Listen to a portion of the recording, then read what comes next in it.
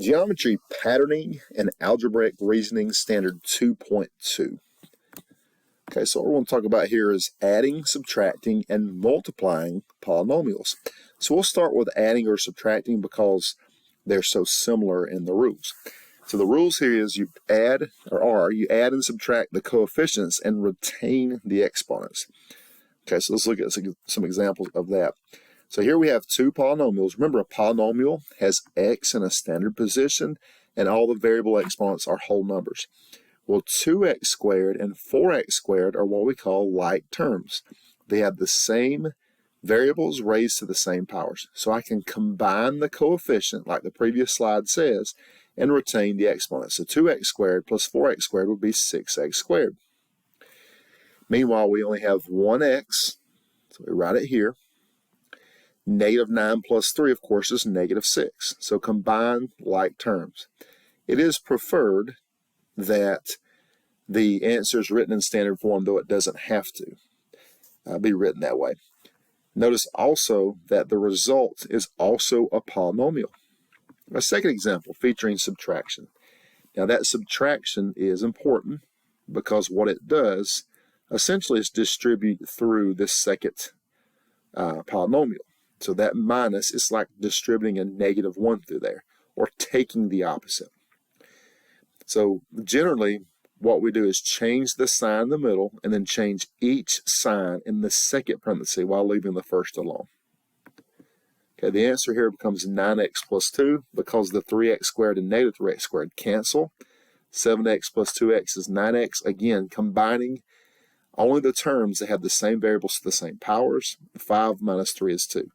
Notice again, the answer here is in standard form, and it is also a polynomial. Third example. This example illustrates the fact that this minus will go through the next parenthesis but not beyond it. Okay, so again, the minus changes to a plus. Each of these change, but this remains unaltered because a plus was in front of that.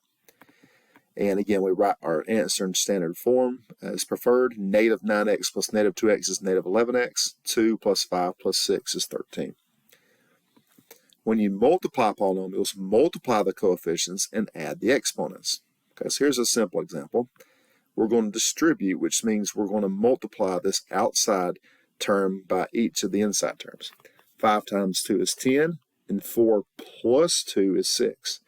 So unlike last time, you actually do change the exponents. You don't change the exponents when you add or subtract.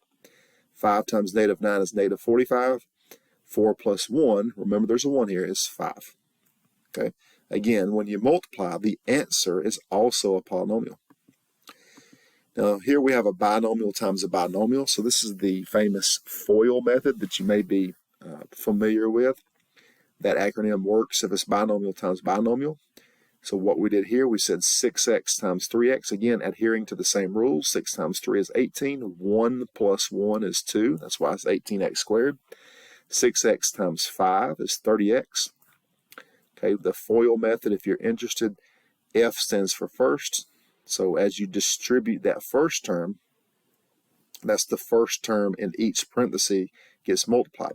As you continue to distribute this first term of the first parenthesis and you multiply it times the second term in the second parenthesis, that we call those the O for outer. Okay, so 6x times 5 is 30x. Then we begin to distribute the negative 2. Negative 2 times 3x is negative 6x. Negative 2 times 5 is negative 10. Again, referring to FOIL. I for inside. So that's the inside terms, the ones closer to the middle. And negative 2 times 5 are the last terms in each parenthesis. If you'll notice here, we have like terms, and we never want to leave like terms undone. We want to go and put those together. 30x minus 6x is 24x. A little tricky here. Remember, though our exponents did change when we multiply, they do not change when we subtract there. The answer, again, is a polynomial written in standard form. A sixth example features multiplying 3 items. You may need that in geometry when, say, you're multiplying volume. Okay, so notice I colored this one in red because when you're multiplying 3 polynomials, it's best to do 2 at a time. Okay, so I'm going to multiply these two, just like the previous slide. I won't give much commentary on this, but notice that the x minus 9 was retained as I worked on that. And now we've got to multiply the binomial times the trinomial, which features 6 individual products. Okay, there's the 6 products. X times x squared is x to the third. Again, adding those exponents, 1 plus 2. Meanwhile, 1 times 1 is 1 in front. X times x is x squared, and x times negative 12 is negative 12x. If you were to distribute the negative 9 times each of the 3, you get these values. The word FOIL doesn't work when it's a trinomial. Okay, that's only when it's binomial times binomial, but it's the same concept of distributing. Now, there are actually 2 pair of like terms. 1x squared and negative 9x squared makes negative 8x squared. Again, when you add, do not change the exponent. Negative 12 minus 9 is negative 21. So the answer is a polynomial written in standard form. A note here about closure. When you add, subtract, or multiply polynomials, the result is a polynomial.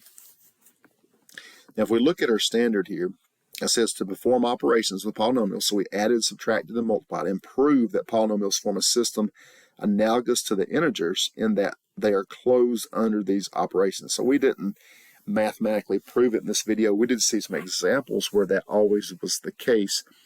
But closure, again, is when you add, subtract, and multiply, and the result is still what you started with, just like the integers off a number line. If you add, subtract, and multiply 2 integers, you get another integer. And another quick note on this slide, the next standard, 2.3, is very, very similar to 2.2. So I decided here just to show the sort of algebra part. We'll work more on the geometry part in the next slide.